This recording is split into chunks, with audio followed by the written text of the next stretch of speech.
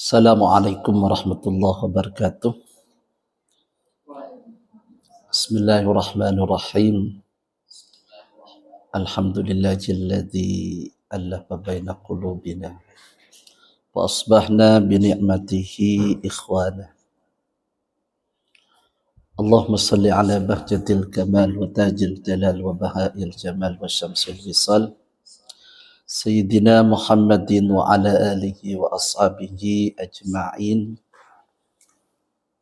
Rabbi zidni ilma warzuqni fahma. Rabbi shrah li sadri wa yassir li amri wahlul 'uqdatam min lisani yafqahu qawli. Yang kami hormati narasumber Bapak Bayu Arifianto, SAMBA, PhD dari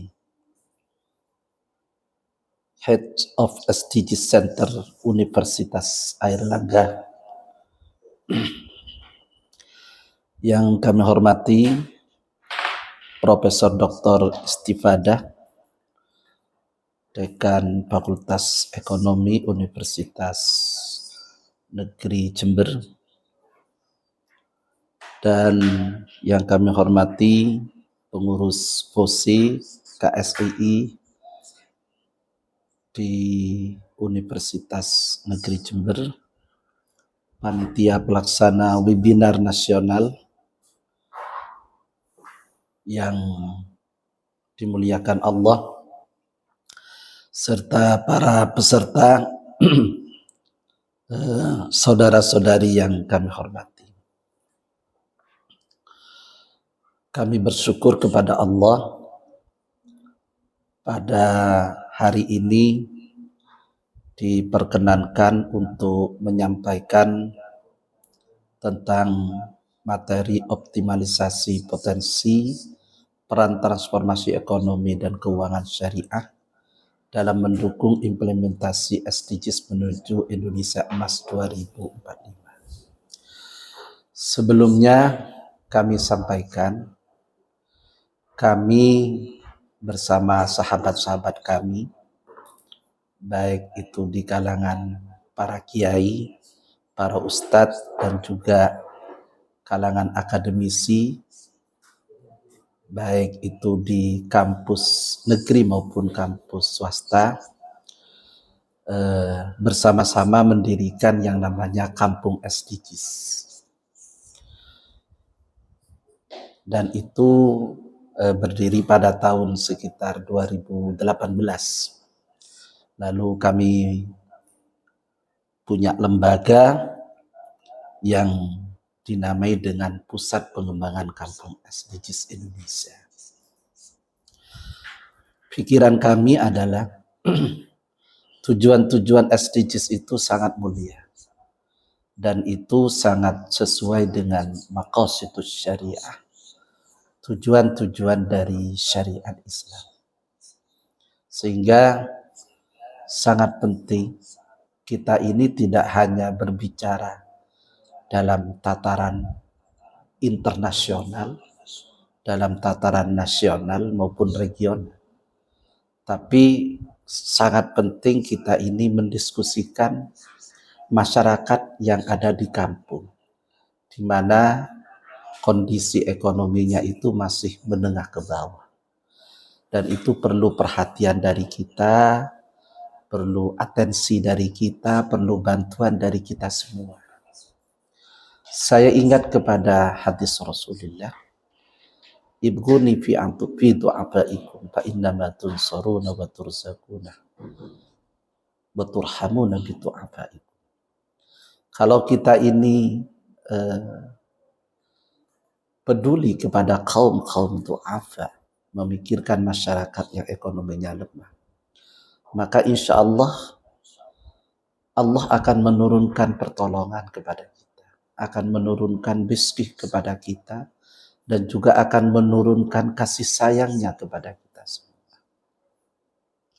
Sehingga kami sangat penting membuat namanya Kampung SDGs supaya masyarakat kampung itu menjadi perhatian kita semua. Oleh karena itu kami sampaikan dalam forum ini nanti terakhir bagaimana bis praktis dari kampung SDGs itu. Baik, pertama kami akan menyampaikan tentang transformasi ekonomi. Transformasi ekonomi adalah titik kunci untuk meningkatkan produktivitas dengan mengubah struktur perekonomian dari low productivity ke higher productivity atau dengan meningkatkan produktivitas di dalam sektor tersebut. Artinya pelaku-pelaku ekonomi terutama di tingkat kampung, di tingkat pedesaan itu bagaimana supaya produktivitasnya itu semakin bertambah dan maju. Nah, disitulah yang dimaksud dengan transformasi ekonomi. Baik itu pertaniannya, baik itu perdagangannya, baik itu keterampilannya. Pokoknya produk-produk ekonomi yang ada di tingkat kampung itu harus terus bertambah dan semakin maju. Itu baru kita katakan transformasi ekonomi. Saudara-saudari, di sini kami akan menyampaikan tentang ekonomi Islam. Ekonomi Islam adalah ekonomi yang berasaskan ketuhanan, berwawasan kemanusiaan, berakhlak, dan ekonomi pertengahan. Dengan demikian ekonomi Islam bisa dikatakan ekonomi ketuhanan, ekonomi kemanusiaan, ekonomi akhlak, dan ekonomi pertengahan. Dengan karakteristik al-iqtisadiyah ar-rabbaniyah, al-iqtisadiyah al-insaniyah, al-iqtisadiyah al-khuluqiyah, al-iqtisadiyah al-wasatiyah. Jadi kalau kita berbicara tentang ekonomi Islam, maka kita tidak akan mengenal, ya istilahnya tidak akan memakai ekonomi kapitalis, ekonomi sosialis, ya, tidak. Kita ekonomi syariah ini adalah ekonomi yang memiliki karakter rabbaniyah, insaniyah, khuluqiyah, dan wasatiyah. Nah, sekarang terkait dengan keuangan syariah. Keuangan syariah adalah salah satu sistem manajemen keuangan yang menggunakan prinsip dan dasar hukum Islam sebagai pedomannya. Prinsip dan dasar hukum Islam tidak hanya diaplikasikan pada sistem, tetapi juga berlaku pada lembaga penyelenggara keuangan, termasuk produk-produk yang ditawarkan. Prinsip pengelolaan keuangan syariah itu pertama mengharap ridha dari Allah. Jadi apa-apa itu kita berharap ridhonya Allah. Tujuan yang hendak dicapai haruslah sesuai dengan syariat, terbebas dari bunga atau riba, menerapkan prinsip bagi hasil atau sharing antara bank dengan nasabah. Sektor yang dibiayai bukan sektor yang dilarang dalam syariat Islam. Investasi yang dilakukan harus terjamin kehalalan. Larangan dalam pengelolaan keuangan syariah tentunya pertama adalah riba, karena itu sudah termaktub di dalam Al-Quran. Maisir, ya, yang mengandung judi, gharar, mengandung penipuan, dan juga boros. Saudara-saudari, di sini ada produk keuangan syariah. Di antaranya ada asuransi syariah. Banyak sekarang sudah muncul asuransi syariah. Ada Sunlab Syariah dan lain-lain yang saya tahu. Kemudian ada surat berharga syariah, ada saham syariah, ada deposito syariah, ada pembiayaan syariah, seperti leasing syariah, yang memiliki prinsip yang berbeda dengan pembiayaan konvensional. Kemudian saya tambah di sini yang sangat urgent dan ini menjadi hal yang sangat penting di dalam kehidupan umat Islam, yaitu ziswaf. Jadi saya masukkan ziswaf, zakat, infak, sedekah dan wakaf ini termasuk pembiayaan syariah yang harus serius kita manage, kita lakukan di negeri, apalagi di negara yang mayoritas Islam seperti di Indonesia. Pengalaman kami selaku Ketua Basnas dan pengalaman kami saat ini menjadi pengurus Lazisnu, pengurus besar Nahdlatul Ulama, alhamdulillah zakat, infak, sedekah dan wakaf ini sangat membantu kepada masyarakat, terutama masyarakat du'afa, masyarakat kecil di desa-desa, di kampung-kampung. Nah, yang masyarakat itu sangat perlu uluran tangan kita. Dengan zakat, infak, sedekah, wakaf itu, maka ekonomi mereka bisa kita bina. Dan itu ada fakta, saya pernah melakukan, memberikan modal kepada warung kecil yang rata-rata mereka sebelumnya kena rentenir. Tapi alhamdulillah dengan uang zakat, infak, sedekah, maka mereka bisa teratasi. Saudara-saudari yang kami hormati, mungkin di sini perlu kami menjelaskan apa sih definisi zakat itu. Az-zakatu lughatan an-nama wa syar'an ismun limalin makhsusin yu'khadu ala wajhin makhsusin yusrafu li ta'ifatin makhsusatin.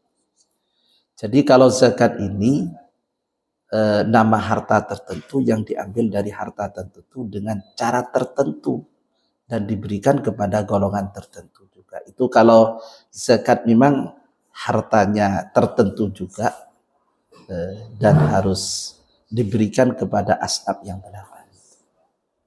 Sedangkan infak itu badlul mal wa nahwihi fi wajhin min wujuhil khair. Infak adalah mencurahkan harta atau semisalnya dalam satu sisi dari beberapa sisi kebaikan. Atau sesuatu yang diberikan seseorang guna menutupi kebutuhan orang lain, baik berupa makanan, minuman, dan lain-lain. Itu infak. Sedangkan as-sadaqatu hiya at-ta'abbud lillah bil infaq minal mal min ghairi ijabin minas syar'i wa qad tutlaqu as-sadaqatu ala zakatil wajibah. Kalau sedekah itu beribadah kepada Allah dengan cara menginfakkan harta tanpa adanya kewajiban dari syarak. Terkadang kata sedekah itu juga digunakan untuk zakat. Nah, artinya sedekah itu at-ta'abbud lillah. Nah, makanya orang ini perlu giving, sedekah, memberi. Nah, sedangkan wakaf, habsu malin yumkinul intifa'u bihi ma baqa'i 'ainihi biqadri tasarrufi fi rukbatihi ala masrafin mubahin. Nah, kalau wakaf itu menahan harta yang dapat dimanfaatkan dengan tetap utuh bendanya untuk sesuatu yang diperbolehkan. Jadi, andai kata ada lembaga wakaf ya, ada sekarang ini sudah alhamdulillah sudah ada terbentuk bank wakaf dan lain sebagainya. Jadi ada masyarakat atau lembaga atau perorangan mewakafkan uang, itu bisa dikelola oleh lembaga wakaf yang diperuntukkan untuk pengembangan ekonomi masyarakat. Nah, keuangan itu tetap tidak boleh diambil oleh si wakif ya, dan dikelola oleh lembaga yang profesional. Itu sangat membantu kepada pengembangan ekonomi masyarakat yang disebut itu adalah tujuan SDGs ya. Sustainable Development Goal itu salah satu tujuannya adalah pengentasan kemiskinan. Jadi kemiskinan ekstrim itu bisa diatasi dengan zakat, infak, sedekah dan wakaf ini. Nah, oleh karena itu, karena saya ini kampung SDGs, tidak terlalu berpikir membuat perusahaan-perusahaan besar. Karena perusahaan-perusahaan besar di Indonesia dan di luar negeri ini sudah banyak dimonopoli oleh kaum-kaum kapitalis atau kelompok-kelompok kapitalis. Dan insya Allah kita ini yang harus bergerak di ekonomi syariah harus bisa menyaingi kalangan kapitalis itu. Saya ada cerita kemarin, mungkin setengah bulan yang lalu, saya sempat ke Istana Wakil Presiden Republik Indonesia silaturahmi dengan Ki Haji Ma'ruf Amin. Nah, di sela-sela kami menunggu beliau, kami berbicara dengan juru bicara beliau, yaitu Ki Haji Mas Duki Baidawi. Nah, saya mendengarkan cerita waktu Pak Erick Thohir. Pak Erick Thohir itu Menteri BUMN yang sekarang menjadi Ketua MIS, Masyarakat Ekonomi Syariah. Dan Wapres titip, saya ini sudah tua, sampean ini yang muda-muda, saya titip bagaimana ekonomi syariah ini berkembang. Karena diharapkan ekonomi syariah ini menjadi solusi, menjadi alternatif dari kekuatan ekonomi yang ada di dunia, yaitu ekonomi kapitalis dan sosialis yang terus berkembang, sehingga dengan ekonomi syariah yang wasatiyah, yang adil, dan pada intinya ekonomi syariah ini adalah salah satu tujuannya menurut kami adalah likai la yakuna dulatan bainal aghniya'i minkum. Jangan sampai harta kekayaan itu hanya berputar kepada orang-orang kaya saja. Tapi bagaimana pemerataan ekonomi itu sampai kepada masyarakat di tingkat kampung-kampung itu. Makanya kami sangat bersemangat mendirikan kampung SDGs supaya tujuan-tujuan SDGs yang 18, minimal yang 17 yang terkait dengan pemberdayaan ekonomi, kesehatan, pendidikan, dan lain-lain itu betul-betul dirasakan oleh masyarakat kampung. Dan itu semua tergantung kepada ekonomi yang berkembang di tengah-tengah masyarakat. Kalau ekonominya sejahtera, maka pendidikan juga akan jalan. Kesehatan juga akan jalan. Nah, sebab ekonomi itu memiliki multiplier efek kepada kesejahteraan masyarakat, termasuk keamanan. Saya teringat kepada sebuah hadis Nabi. Rasulullah itu bersabda, "Thalathatun laisa laha nihayah." Ada 3 hal yang sangat dibutuhkan dalam kehidupan masyarakat. Pertama, al-amnu was-sihah wal kifayah. Pertama adalah keamanan. Kemudian yang kedua kesehatan. Yang ketiga itu adalah kesejahteraan. Nah, kalau berbicara tentang kesejahteraan, maka kita tidak lepas dari ekonomi. Nah, salah satu solusinya adalah ekonomi syariah. Para hadirin, saudara-saudari, di forum ini saya perlu menjelaskan tentang pengertian ekonomi inklusif. Ini terkait dengan ekonomi syariah juga nanti. World Economic Forum mendefinisikan ekonomi inklusif sebagai suatu strategi untuk meningkatkan kinerja perekonomian dengan perluasan kesempatan dan kemakmuran ekonomi, serta memberi akses yang luas pada seluruh lapisan masyarakat. Nah, ini alhamdulillah saya pernah hadir ke World Islamic Economic Forum di Malaysia dan saya mengikuti acaranya selama 1 minggu. Nah, ternyata di sana ada pembahasan tentang ekonomi syariah juga. Nah, artinya ekonomi syariah ini harus terus berkembang, dan menurut informasi yang kami terima dari juru bicara Wapres, justru sekarang ini ekonomi syariah lagi berkembang di Eropa, termasuk di Inggris. Nah, kemudian pembangunan ekonomi inklusif ini pertama adalah pertumbuhan ekonomi tinggi. Dan alhamdulillah indeks pembangunan manusia di Jawa Timur Ibu Khofifah Ibu Khofifah Gubernur Jawa Timur sudah merilis, itu terus meningkat. Karena indeks pembangunan manusia itu juga tidak terlepas dari kemajuan ekonomi.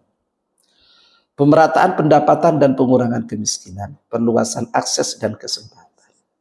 Nah, di sini letak dari al-adalah, letak dari keadilan pemerintah, keadilan ekonomi yang harus kita implementasikan di tengah-tengah masyarakat.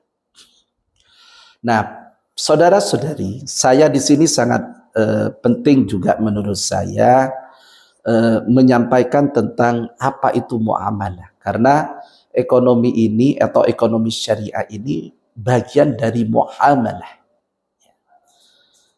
Makanya di kampung SDGs itu di salah satu masjid saya mengeterapkan salah satu dari fungsi masjid itu adalah muamalah. Bukan hanya masjid itu memiliki fungsi sebagai tempat ibadah, sebagai tempat dirasatul Quran wa qiraatil Quran, bukan hanya tempat baitul mal, tapi adalah baitul muamalah. Jadi tempat muamalah. Nah, apa muamalah ini? Perlu dijelaskan. Menurut Imam Syata' ad-Dimyati, muamalah itu at-tahsilu ad-dunyawi liyakuna sababan lil ukhrawi. Jadi menghasilkan duniawi agar menjadi sebab suksesnya masalah ukhrawi. Nah, pada akhirnya tujuan muamalah itu ke akhirat. Khudaribik al-muamalah jami'ul uqud allati biha yatabadalu manafi'u. Muamalat adalah semua akad yang membolehkan manusia saling menukar manfaatnya. Nah, sedangkan menurut Muhammad Yusuf, peraturan-peraturan Allah yang harus diikuti dan ditaati dalam hidup bermasyarakat untuk menjaga kepentingan manusia. Nah, ada juga pendapat dari Idris Hamad, aturan-aturan Allah yang mengatur hubungan manusia dengan manusia dalam usahanya untuk mendapatkan alat-alat keperluan jasmaninya dengan cara yang paling baik. Nah, oleh karena itu ada kaidah dasar fikih muamalah. Hukum asal muamalah adalah mubah. Al-aslu fil muamalah mubah. Jadi hukum asal muamalah itu mubah. Berbeda dengan al-ibadah, al-aslu fil ibadah at-tahrim. Jadi kalau ibadah itu tidak boleh kita membuat-buat baru, tapi al-muamalah itu hukum dasarnya mubah, artinya di dalam muamalah ini tentunya akan mengalami perubahan-perubahan, perkembangan-perkembangan sesuai dengan situasi dan kondisi. Nah, sehingga di dalam fikih muamalah itu dijelaskan asal hukum muamalah adalah mubah. Selalu mewujudkan kemaslahatan. Ini penting. Jadi ekonomi itu bukan menimbulkan kemafsadatan, tapi kemaslahatan. Ada makalah dari At-Tufi dijelaskan inna ri'ayatal maslahati aqwa minal ijma. Bahwa menjaga kemaslahatan itu lebih kuat dari ijma, ya. Artinya ijma itu kalau ada pendapat dulu seperti ini, tapi ini tidak menimbulkan kemaslahatan. Nah, sementara ada persoalan yang baru yang bisa membuat kemaslahatan, maka riayatul maslahati itu lebih utama, lebih penting. Dan itu yang harus dipilih.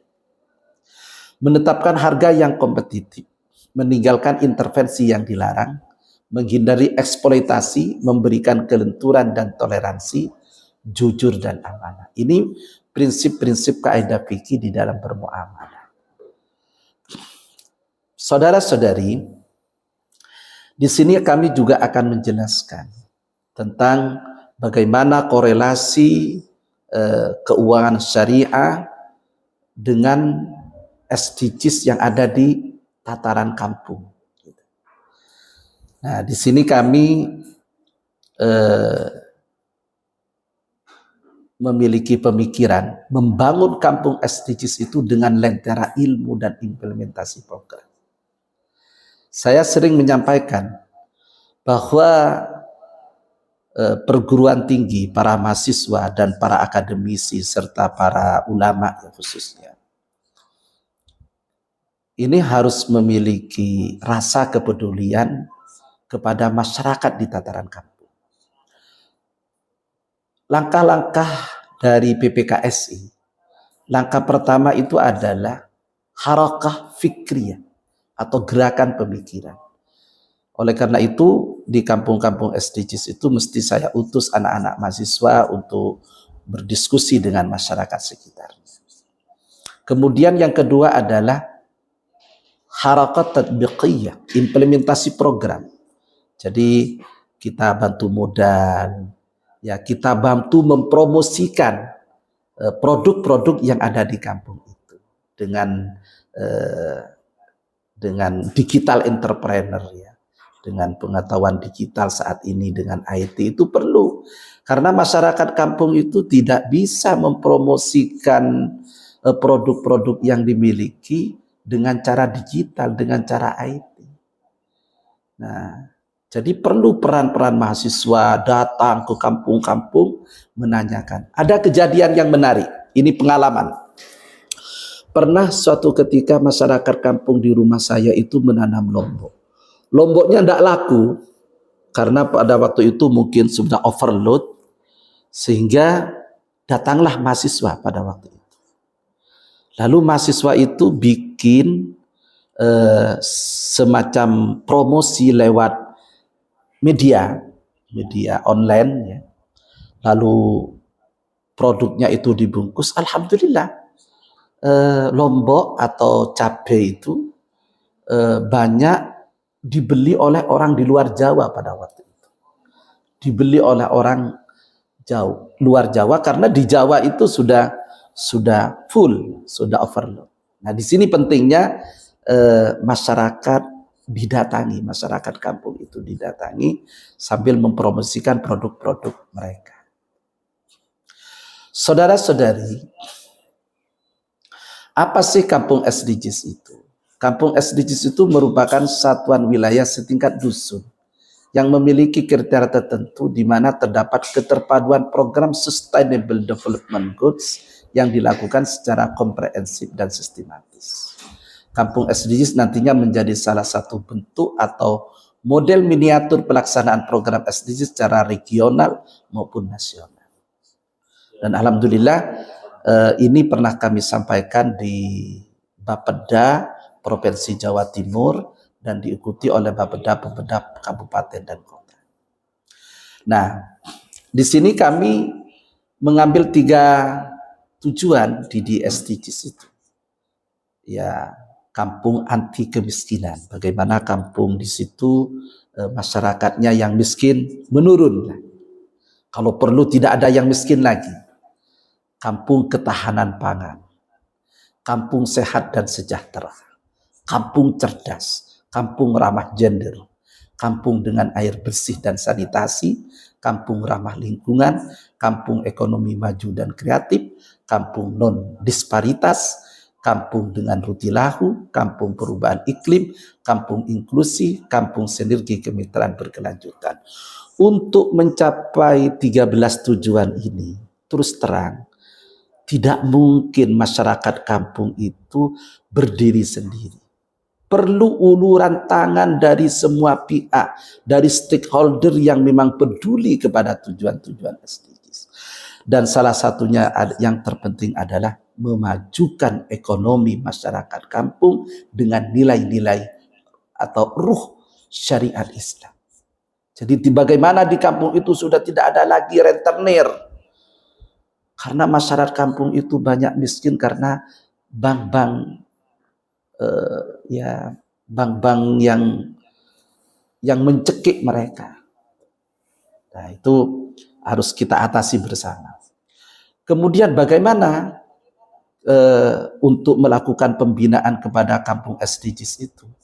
Maka yang pertama harus ada survei database. Inilah perlu kehadiran perguruan tinggi, perlu kehadiran mahasiswa, perlu kehadiran KSEI yang notabene mereka adalah akademisi. Survei database itu penting, kemudian pengelolaan database, kemudian FQD hasil database, dan baru kepada finalisasi. Nantinya kami berharap seluruh perguruan tinggi di Indonesia ini akan turun ke kampung-kampung untuk melakukan baseline survei seperti ini. Nah, kemudian setelah itu baru ada asesmen. Jadi harus ada data dan informasi tentang permasalahan. Apa permasalahan masyarakat di kampung itu? Kemudian yang kedua, data dan informasi tentang kebutuhan yang mendasar. Yang ketiga, data dan informasi tentang sumber daya yang potensial. Kemudian yang keempat, data dan informasi tentang para stakeholder yang ada. Kemudian yang kelima, data dan informasi tentang pemecahan masalah. Saudara-saudari, nah dengan demikian maka kampung SDGs dan gerakan ekonomi syariah itu akan berjalan di sini, tapi buatlah lingkungan kewirausahaan. Ini yang penting. Ini materi ini sangat penting. Bagaimana kita menciptakan lingkungan kewirausahaan kalau ada keinginan ekonomi di masyarakat itu akan tumbuh. Yang pertama yang perlu diperhatikan adalah sumber daya manusia di situ. Jadi SDM. Yang kedua pendidikannya, pembiayaan, pasar, penunjang, kebijakan, dan kebudayaan. Bagaimana masyarakat berusaha itu sudah menjadi culture, menjadi budaya. Ini penting. Nah, baru kalau sudah titik-titik yang saya sampaikan tadi itu terlaksana, maka di lingkungan masyarakat itu akan menjadi lingkungan kewirausahaan. Saudara-saudari yang kami hormati, mari kita lihat di sini ada best practice, ya. Best practice. Karena kami dari kampung, tentunya apa yang bisa dilakukan oleh masyarakat kampung. Pertama adalah rumah pangan lestari. Jadi di sini ini salah satu best practice di Kampung Sukorejo, ada masyarakat yang membuat atau bercocok tanam dengan namanya rumah pangan lestari. Ada selada seperti ini, kemudian ada bibit-bibit dari berbagai macam bibit.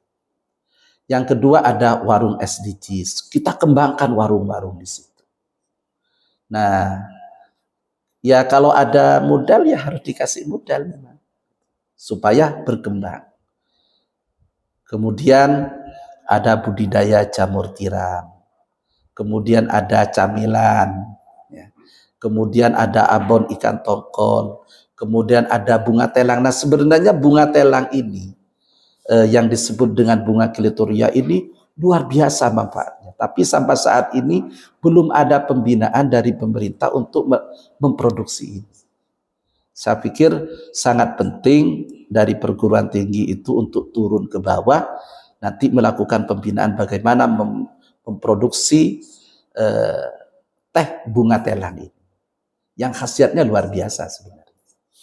Nah, ada madu jai, kemudian ada sabun cuci bunda, ada budidaya ikan tawar, ada petis mercon, dan lain sebagainya. Nah, di kampung-kampung itu sebenarnya banyak produk-produk masyarakat. Tetapi masyarakat itu lemah mempromosikan, lemah memasarkan. Nah, disitulah di era IT ini sangat penting ada pelatihan digital entrepreneur kepada pelaku-pelaku usaha di tingkat kampung. Terima kasih, demikianlah yang bisa kami sampaikan. Semoga apa yang kami sampaikan ini bermanfaat, barokah. Bila benar itu dari Allah, tapi kalau ada kesalahan memang kelemahan kami sendiri dan kami bersedia untuk dikoreksi. Inilah yang bisa kami sampaikan. Kami atas nama Pusat Pengembangan Kampung SDGs Indonesia. Terima kasih. Hadanallahu wa iyyakum ajma'in. Wassalamualaikum warahmatullahi wabarakatuh.